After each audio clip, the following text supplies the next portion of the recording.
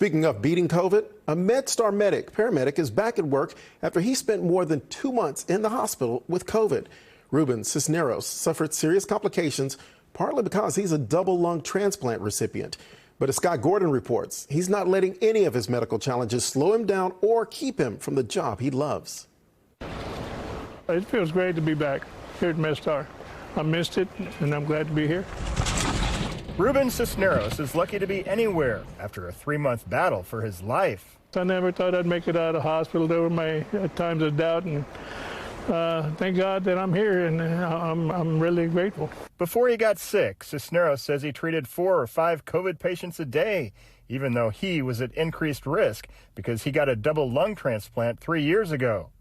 He got COVID himself Christmas Eve and soon ended up in the hospital with major complications: sepsis and an immune disorder that affected his nervous system. I couldn't swallow. I had to eat through a tube for like 4 weeks.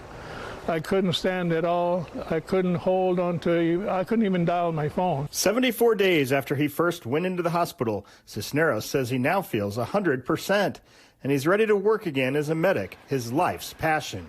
And knowing that I gave it my best shot, that's my reward. I don't need anybody really. I've never thought that I needed a reward or somebody to pat me on the back.